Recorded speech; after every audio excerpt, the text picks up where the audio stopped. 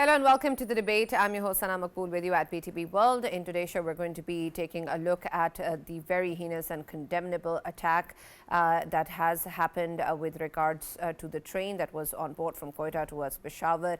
The Jafar Express, of course, has been attacked by terrorists with about 500 passengers on board.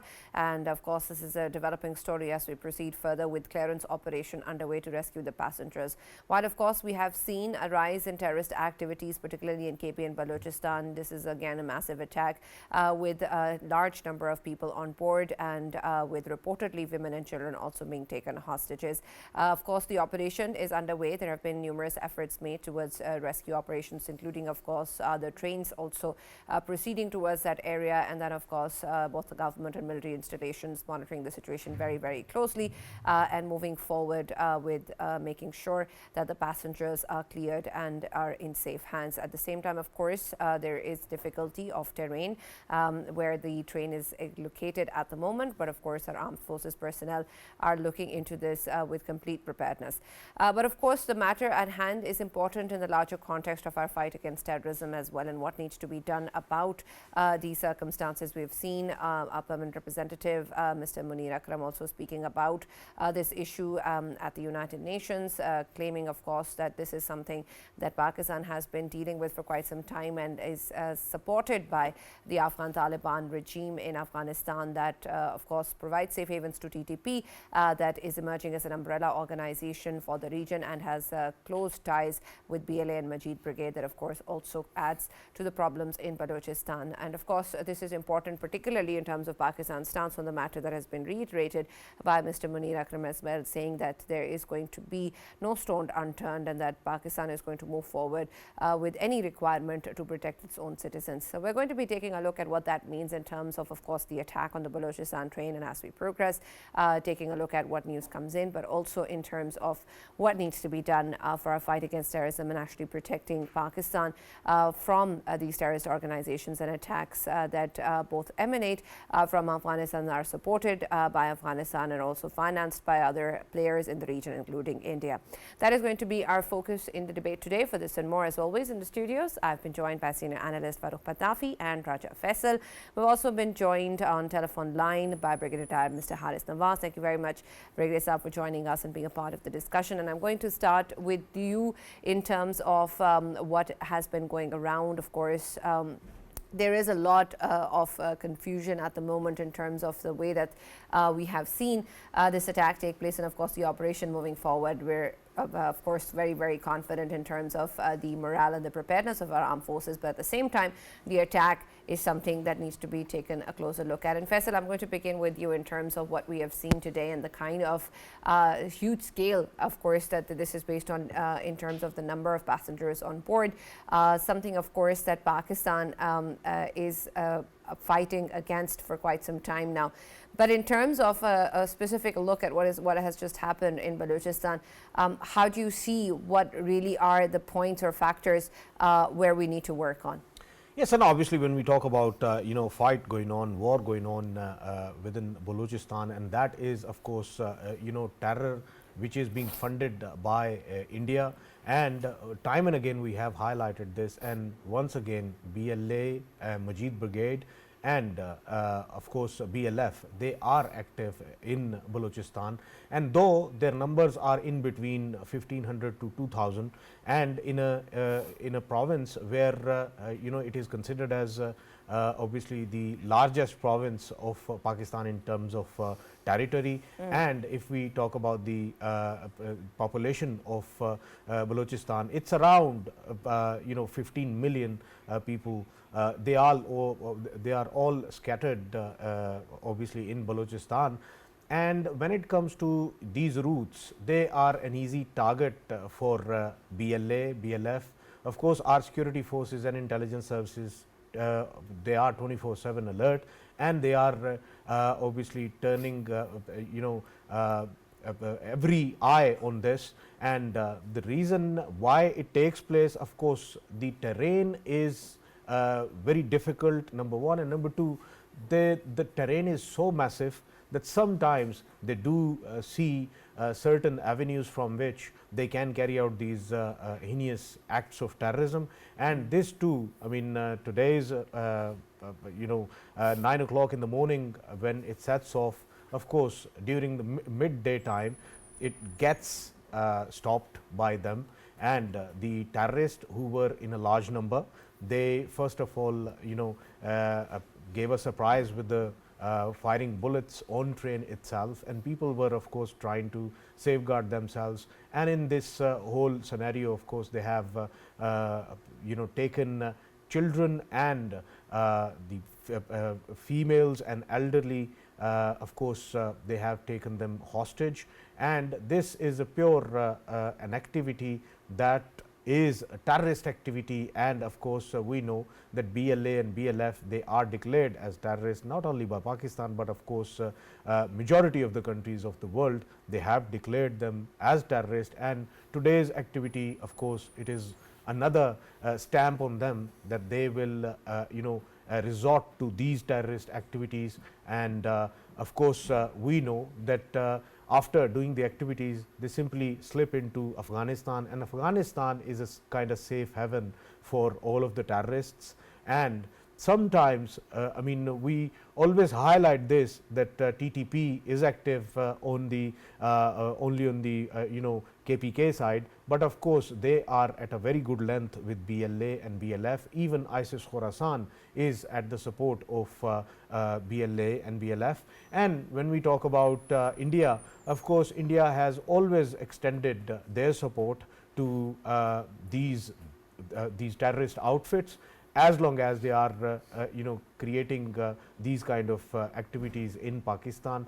And yes, we know that Kulbhushan Jadhav was someone who was red-handed caught in Pakistan, in Balochistan, and he was the one who was obviously financing and facilitating all of these terrorists. And till now, I mean, I'm pretty much sure Kulbhushan Jadhav wasn't the only one who was active. He was the one who was actually captured. But till now, there will be many who are part of ISIS Khorasan, many who are part of BLA, who are infiltrated in BLA, and they are raw agents. And of course they are the ones who are facilitating all of these activities. And we shouldn't be forgetting that the American weapons which were left behind in Afghanistan last time around, when all of these terrorists, BLA terrorists, they were captured, the arms they were using, they were the very American arms. Of course in Afghanistan they are getting all the support, and who's arranging and who's paying for it? Of course India is doing it, and India is doing it just because of one reason, that of course they want to keep Pakistan busy on the Western Front. And if we highlight what kind of activity which was going on the social media today or Indian media, of course I was sitting in one of the Indian channels today, and the kind of narrative they were coming up with, of course it was astonishing and alarming to see that they were simply hailing this kind of act. And of course it is an act of terrorism, and they were simply glorifying this act, that the BLA are having a success, though they should they should know that the number of the BLA who are active in these kind of activities with the help of Indians, they are only around 1500 to 2000, whereas the total population, I mean, looking at Balochistan, it's 15 million. It means that the 15 million people, they are fighting against them, and 1500 to 2000 people, they are getting funded by India to fight against rest of the population, so that they can create some kind of narrative in which they can say that here's freedom struggle which is getting of course success. And these kind of acts, they are out of their desperation, and they are doing it, and it should be recognized that the freedom struggle is going on, rather than this should be considered as a terrorist activity. This is the narrative which is being promoted on the Indian channels today. And if we obviously look at social media, I mean, majority of the accounts under the Muslim names, under the Balochi names, they were all Indian funded accounts, and they were hailing it, and they were portraying as if some kind of havoc has gone through, and the train was full of course Pakistani soldiers, and this was the propaganda which was being promoted on social media as well, as if somehow this is an act which has BLA has conducted against the military itself, whereas when military reached there, of course they are on a run right now, and the only reason they have all of these women and children as hostage is to, of course, safeguard themselves, because they know as long as all of these hostages are with them, of course the military won't conduct any kind of air raid on them or any kind of activity that can, of course, have some kind of collateral damage. That is why they are having all of these hostages. Right. And Farrukh, I want your take on this attack as well, in particular, because we have spoken about the uptake in terrorist activities in Balochistan and KP. But how is this attack on this train with 500 passengers on board different from the attacks that we have seen previously, or represents us a picture or a situation where we need to think a bit differently in terms of how we respond to these terrorist organizations, and particularly the support that is coming in from Afghanistan? Right, Sana, thank you very much for the question. I think that first of all, I want to correct something. Yeah. That Faisal said it is not act of terrorism, it is an act of war. And I think that this kind of attack shows an emboldened mentality, and that is of course a given, because on one side Afghan Taliban are no friends of Pakistan, and they keep on breeding all these hate mongers in their middle. On the other side, of course, India seems to be in a bad place. Faisal says that they want to keep Pakistan busy. I think it is more than that. I think they are so perturbed that they want to inflict pain. So this is why it is happening. And one actually test of everything here is that there have been recent activities, other activities also. There was somebody who was killed, and the claim was that he was the facilitator in the arrest of Kulbhushan Yadav. The question is, why is it that before any authorities are alerted, local police doesn't know, and Indian media channels actually start flashing that news? What would that mean? That would mean that Indian intelligence agencies hand over these information packets to their favorite anchors to build their credibility, and of course they are doing all this. So India is essentially an exporter of terrorism. It is also an exporter of destabilizing ideologies now. Pakistan might have had that phase in the past, but now we are penitent and we are fighting back as much as possible. But unfortunately, these people are incapable of empathy or affection.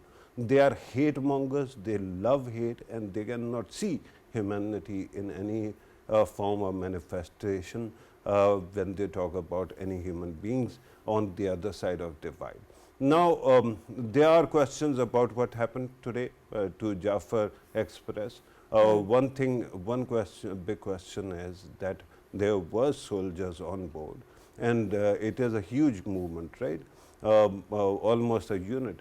The question then is, why is it nobody saw it coming? Of course, Balochistan has a huge terrain. Balochistan is practically 44% of Pakistan territory, and if you include the coastal belt, then it goes beyond 50%. And as was pointed out, population is quite sparse, so it is not very easy to man every post, be present everywhere. But the fact is that this was a legitimate choke point. There was a tunnel and they blocked it, and then they attacked. Now the question is there going to be any accountability? First of all, it has to be condemned by all, including those who are sponsors of this terrorism. Indians should condemn it, because otherwise it is going to hurt them more than it is going to hurt us. Secondly, Afghanistan's Taliban also need to condemn it. Others, condemnation is also welcome. Then the second thing is rescue operation, clear up a cleanup operation. After that, we will have to hold certain people who are whosoever is manning the post or understanding what exactly is happening. They'll have to give answers to some hard questions, and then there has to be a grand operation to clear it up, to clear Balochistan's mountains up, because this is unacceptable. And I think enough is enough. This is an act of war. They might have started a war, but we will end this war on our own terms. Right. Brigadier Haris Nawaz has also joined us. Thank you very much, Brigadier Sahab, for joining us and being a part of the debate. And I want your take on what has happened in Balochistan today. Of course, the operation is underway to rescue the passengers. But we have seen this terrorist attack happen today, and it, of course, puts into question the ways in which we are going to fight these terrorist organizations and what needs to be done in order to address the situation. While, of course, we have, of course, the zero tolerance policy that has been reiterated by Mr. Munir Akram also at the UN, calling out, of course, the safe havens in Afghanistan, and, of course, complementing the report that has already come out from the UN. We have, of course, put this stance forward many times with evidence. And while that is known to the world, this is the situation that only we and our people are dealing with. And currently, of course, the operation is also something that is our responsibility. So I want your take in terms of our fight against terrorism and the measures that are needed in light of what has happened today. You see, Sana, the most important thing is you must know that 80% of the area in Balochistan is called B area, where the levies are employed. And those levies are selected, enrolled, and employed by the local Sardar of that area. And that is a very, very difficult point of view, because they don't bother about their proficiency, their training. They just employ their own tribal people and they get their salaries. 90,000 billion rupees are spent on these levies, and only 20 to 30% are traceable. No one is traceable. All salary goes in the post. You must realize this. Then, of course, when this train was moving, I feel that the security arrangement should have been much better. Particularly in this train, we should have had good question for both ends of the train to have taken up immediately in case of any problem. And second, you must realize it's a very difficult mountainous area. Now, they have taken these subjects to the area of mountainous area where, it is very difficult. The whole area has been encircled by the armed forces now. They're totally encircled. Around 83% have been already rescued. Out of these, 46 are male, and I think 26 are women, and 11 are children. But still, because night operation and the operation is done very carefully, because we don't want more casualties for the civilians or the troops which are already there. Right. Unfortunately, we're unable to hear you, Brigadier Sahab. Let's try again. Right, let me come back to you, because I don't think we can hear you properly and we've lost contact. But Faisal, it's important what Brigadier Sahab started off with, because it's immense in terms of the ways in which we are going to move forward in that region in particular. And of course, the kind of system or the infrastructure that exists. So it's a much larger way to look at the situation. And of course, in terms of what Farrukh has said as well, this is not just something that needs to be done in the aftermath or during such an attack. And of course, our response to such terrorist incidents. What is more important is how we take a look at Balochistan in a larger context, and then see what we can do about it. I think Brigadier Sahab has joined us again. Let's hear from him before I come to you. Brigadier Sahab, can you hear me? Yeah, I can hear you loud and clear. Please continue. You see, when I told you about the Navy's problem, their people are untrained and they are unprofessional also. One thing is there. Second is, you see, this area is very difficult. It is a rugged mountain, and they have taken all these hostages to that area. And the entire area has been encircled by armed forces now. And they are really doing their best effort to rescue, but they are very careful because they don't want any casualties about the women, children, and civilians. We have already recovered around 80,000, 83% of these 46 are male, 26 women, and 11 children. But gradually they're moving forward. They have encircled means that they can't escape. Each and every terrorist will be killed or taken into custody.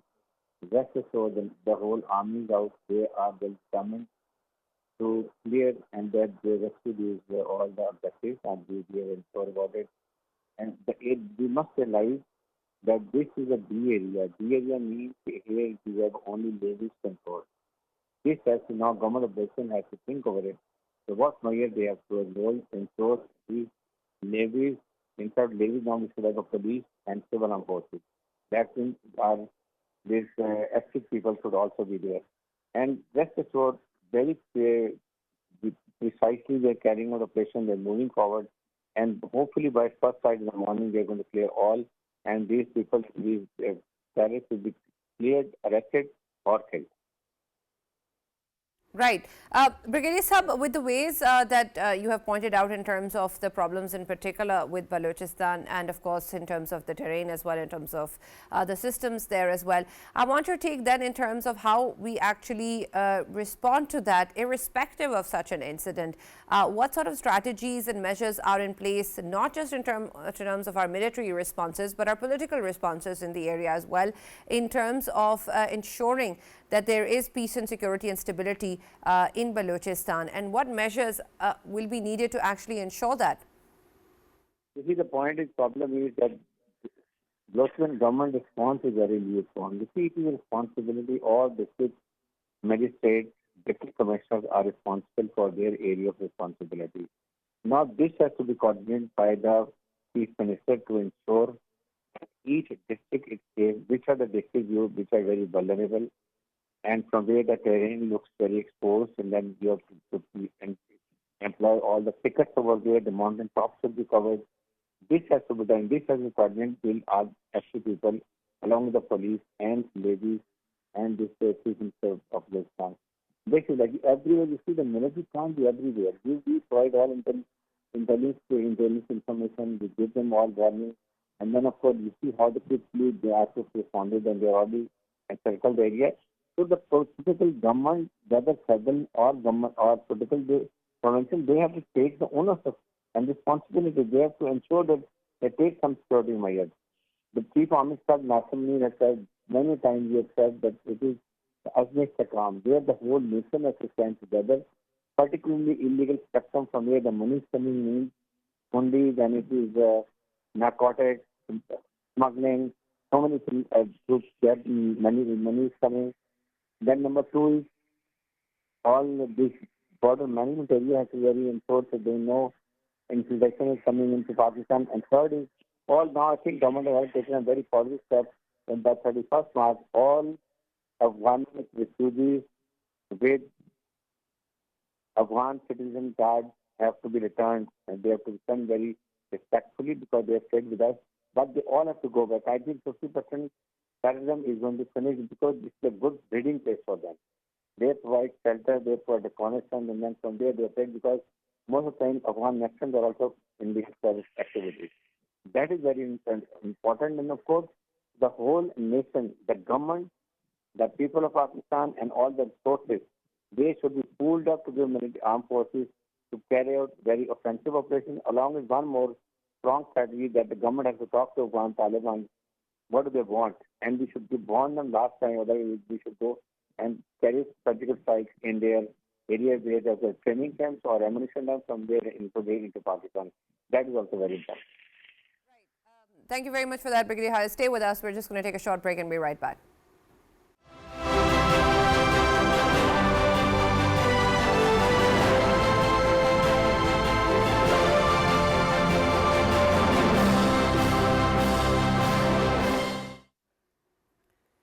Welcome back to the debate, and of course, as the story develops with the clearance operation underway, we have heard news that 13 terrorists have been killed, and of course the operation in terms of our responses to such terrorist incidents is always fully prepared, and we are able to thwart any threat towards the country. But Faisal, we were earlier of course talking about the larger context in which this has happened, and of course Balochistan in particular in terms of the engagement. We had the National Action Plan in place that had put a lot of the kinetic and non-kinetic measures together to move forward in the right direction. Now with of course course, the increased essence of these operations and, of course, our measures and the steps that need to be taken under Azm Istikam, it's even more important to take a look at what needs to be done provincially. And so I want your take in terms of the aspects that are missing in terms of the ways that we can actually reevaluate our strategies in the province.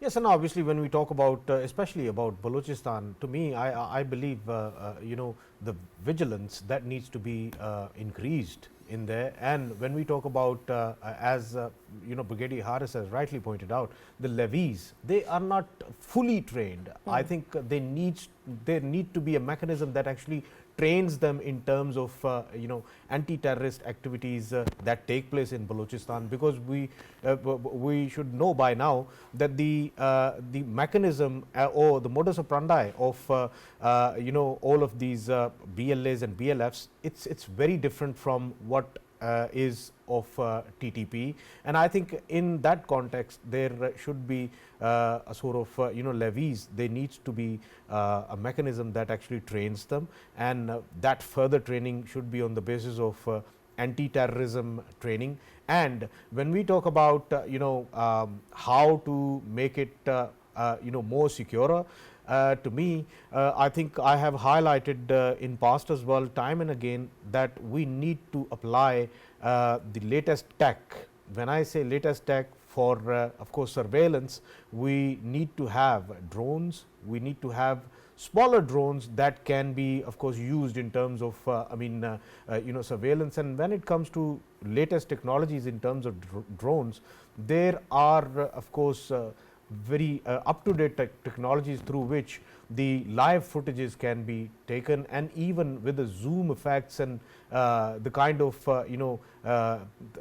that technology is, I think that can of course make a difference in terms of surveillance. And even the locals of all the areas, I think there needs to be an increase in number of intelligence gathering. Locals should be hired in terms of providing them with the intelligence. And this very attack and the previous attack as well on Jafar Express, I mean remember there was another attack at the Quetta railway station, that too was actually subjected to the Jafar Express. And what happens is, to me, I believe there must be an intelligence lapse, because somebody from within who had this tip that this number of families of the soldiers or this number of soldiers themselves, they are traveling, and that's how they were they were told in advance, and they had plenty of time to prepare for it, and they even had plenty of time to figure out where to conduct that. And of course this terrain is so rogue, this terrain is so difficult, and especially when train is constantly moving under the mountains, of course through the tunnels, and it is of course a terrain that needs to be covered more and more. If there is a terrorist organization like BLA, of course this is the only option they have, that they have to be there, and this is where they can conduct it.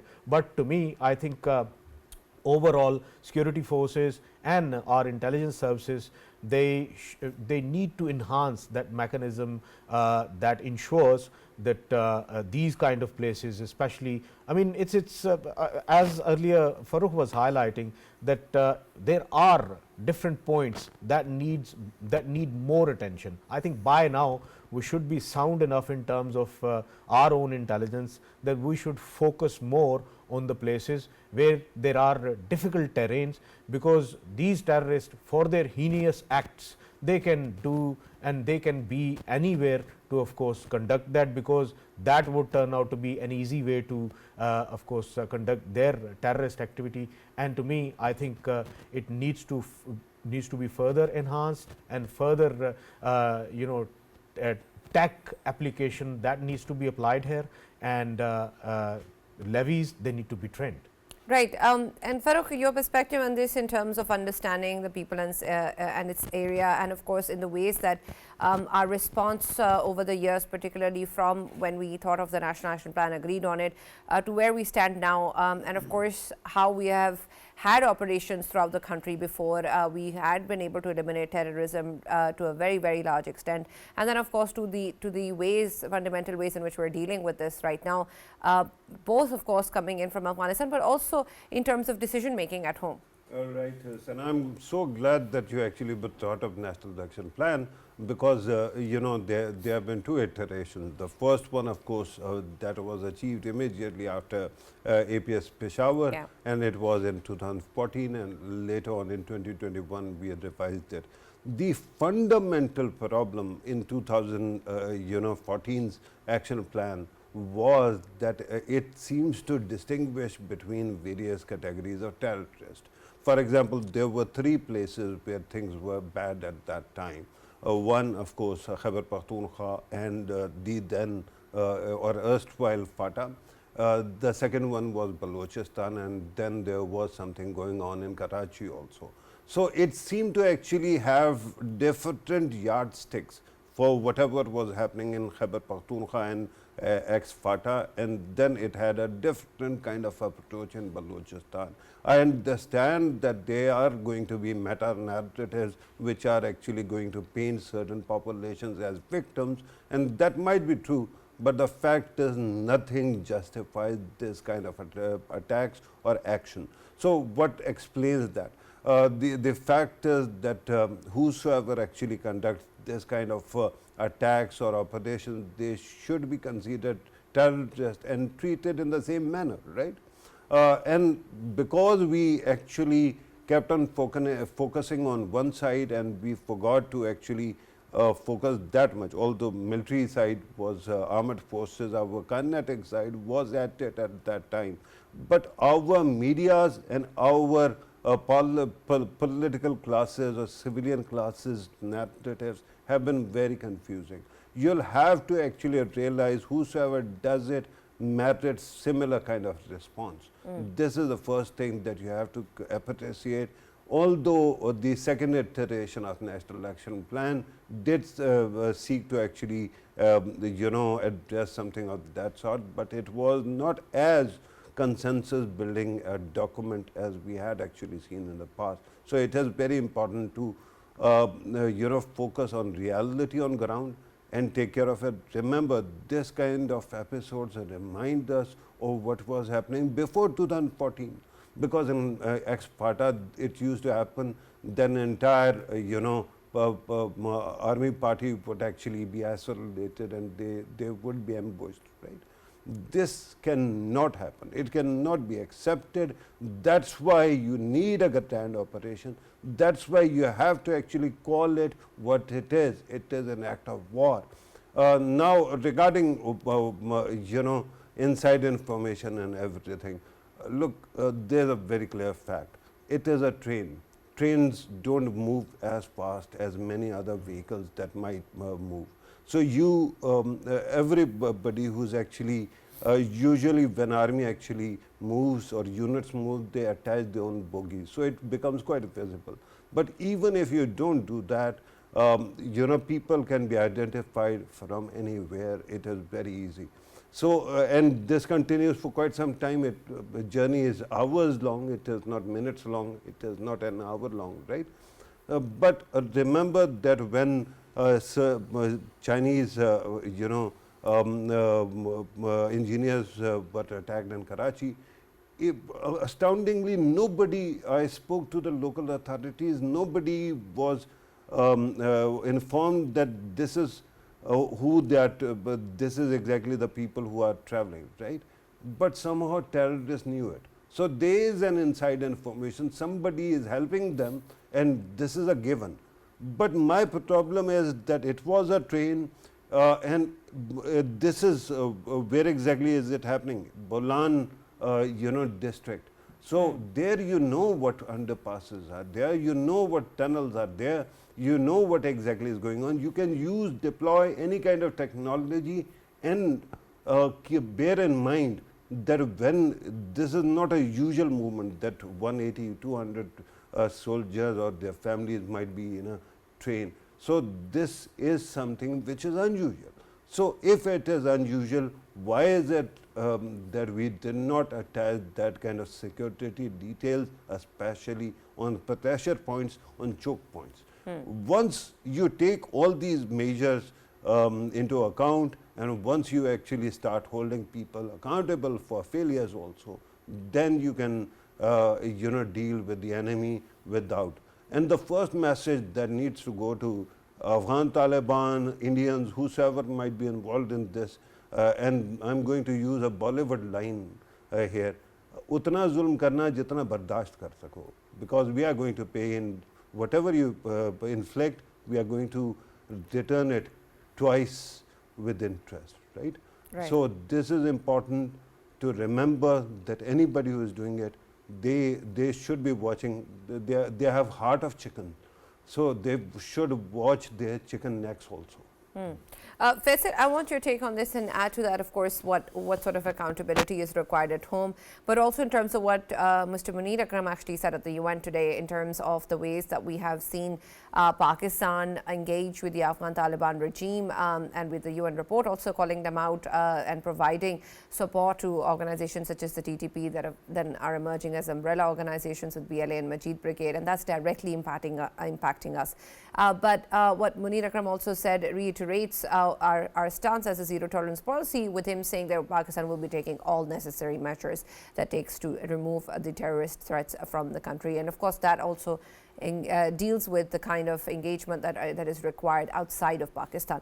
So in terms of the ways that we have seen the Afghan Taliban regime and being, of course, a part of the problem, what then are the options on all the necessary measures that he's referring to? Yeah, obviously, when we talk about what we can do, of course, we have given an example last year. 3 of the attacks within Afghanistan, they were conducted by in shape of air raid.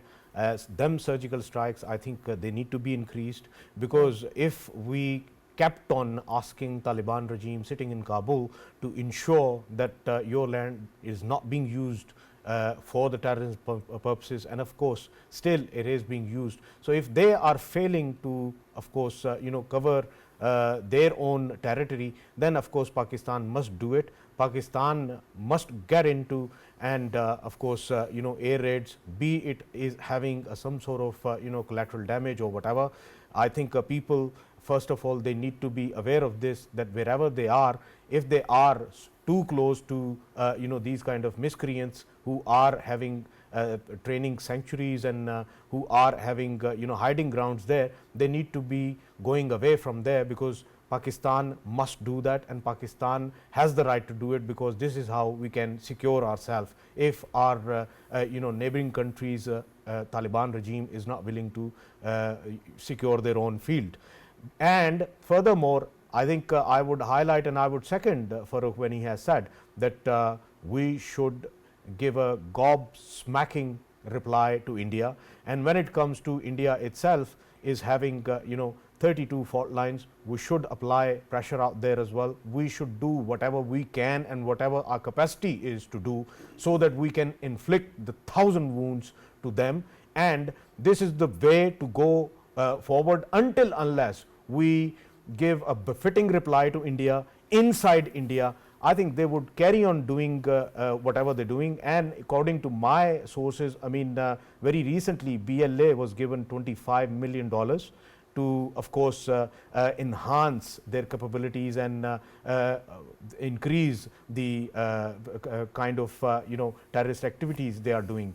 And if this is the way India wants to move forward with, then there are many fault lines that can be explored and that can be funded, and that can be, of course, supported in terms of, I know this is something, later on people might say, oh, it's like promoting terrorism. It's not terrorism. It's not terrorism. It's a befitting reply to a country that believes in exporting terrorism, that believes in, teasing all of its neighbors. We are not the only one. I mean, ask Nepal, ask Bangladesh, ask Myanmar, wherever you'll go, you would only find one thing, and that is India is behind all of the heinous crimes in the region, and not only region. I mean, now we can ask Canada, we can ask Britain, we can ask, we can ask US. all of them, they are saying it, that India is the one that is actually exporting terrorism not only to the regional countries but to the Western countries as well. And I think this is the way to, I mean, very quietly, we don't need to brag about it, whatever is happening in India. We just need to do what is required right now, and that is to create a havoc out of India. Right, you wanted to add something? Yeah, but because he seemed to actually start by agreeing with me, and then in the end he started putting words in my mouth. I'm not saying we are going to do anything in India. Why should we do? India is a failing state. We don't need to waste any energy in India, but Indians will take care of their own government, because this is how things are. Do you think that this government is only toxic towards others? No, they are not. They might have actually planted many moles in Pakistan, but the fact is that they are cruel to their own people. So their own people will sort them out, and you will watch. My only point is that there is such a thing as karma, and if you keep on doing similar kind of things, you will know what happens to you and to your moles as well. Right. Thank you very much, Farrukh, and thank you, Faisal, for joining us in the debate as always. Of course, we're going to be keeping a close eye on what is going on in Balochistan in terms of the clearance operation underway. We already know that 13 terrorists have been killed, but that at the same time, there is, of course, the larger war against terrorism that needs to be taken a look at, and the ways in which we are going to be engaging with key players outside of Pakistan, including, of course, India and Afghanistan, from where a lot of this is being supported both financially and operationally. And so Pakistan, of course, has to review that, and also the measures that it takes at home, irrespective of any terrorist incident, and of course in line with the National Action Plan. That's all that we have from the debate. We'll now see you tomorrow.